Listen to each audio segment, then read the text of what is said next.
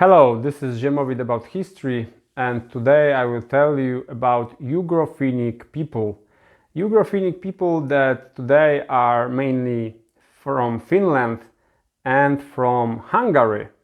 These two nations are connected because they have common ancestors, but the history behind it is very unlikely, and I will tell you that Hungarians and Finnish people had very different genetics, even though they are both Ugrofinic. So I will tell you the history, a very ancient history of Ugrofinic people, how it comes that they both ended up in a different parts of the world, and how it ends that they have completely different genetics.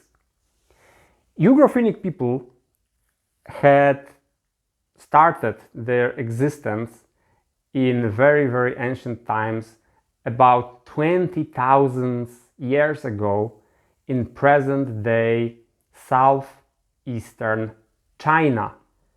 And from this region, as the great glacier melted away and the climate was warmer and warmer, then they migrated north to present day Central Russia, meaning Siberia, Western Siberia region near Ural mountains. And there they were living for another 15,000 years until, let's say, 3,000 years ago, when they finally emerged as a group of Ugrofinic people. And then they started to divide. One of them was moving slowly west behind Ural mountains, and they colonized these vast cold regions of present-day northern Russia and northern Scandinavia, Finland, Sweden and Norway, northern parts of these countries. And this was famous Sami people, and also Finns, and also present-day Estonians. They were also Ugrofinic people. And the other part was living still in the east side of Ural mountains in western Siberia. And from this eastern part emerged a group that was moving constantly south and south, and finally, about 3,000 years ago, they went into contact with Scythians living on the great Eurasian steppe. And from Scythians they learned how to ride horses, and even today in Hungarian language there are words coming from this old Indo-Iranian, Indo-European language that they borrowed from Scythian people.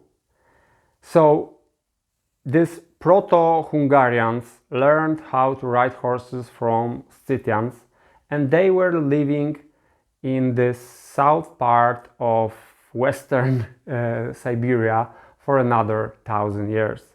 As the history passes and a lot of tribes were passing from the south, from the north, from the east to the west, and from the west to the east, they were living there until their great emerge on the history of the world in 7th and 8th century AD, when Hungarians were part of a great Khazar Khaganate, and they were cooperating with these Turkish people from Khazar Khaganate.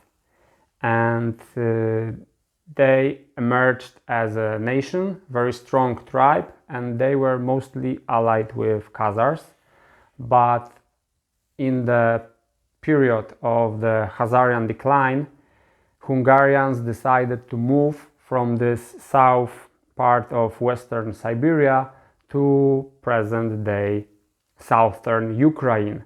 And in the late 9th century, they colonized present-day Moldavia and Ukraine, and this land is called in their history Etelkos. And later they saw very great opportunity because Avar Khaganate in Europe, in present-day Hungary, Avar Khaganate collapsed, and this great Hungarian plain was ready to receive new nomad warriors, and Hungarians decided to migrate to present-day Hungary, and they did so in the last decade of 9th century. They destroyed very strongly Great Moravian Empire, and they established very strong kingdom in present-day in Hungarian Basin. And for another half a century, they were terrorizing almost whole Europe, especially Western Europe. Hungarian hordes were going as far as Spain, as far as Rome, and of course as far as Paris. So they were really very big threat for European nations, and they were looting a lot. But the end to this Hungarian terror was put in 955, when Otto, king of Germans, was able to win a decisive battle against them on the Lachfeld.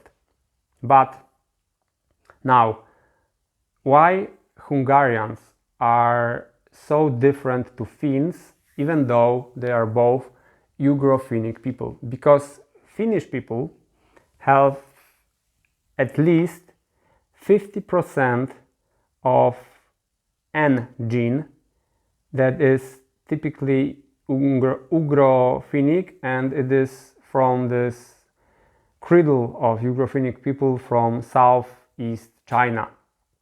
But in Hungary, there is only a few percent of this N gene, and they are mostly Slavic people. Hungarians are mostly Slavic in their genetics, because they were surrounded by Slavic people for 1000 years, and they adapt a lot of genetic pool from this people, because also the initial amount of Hungarians that came in the late 9th century was not so great, and there was much more the Slavic people around them were much more numerous.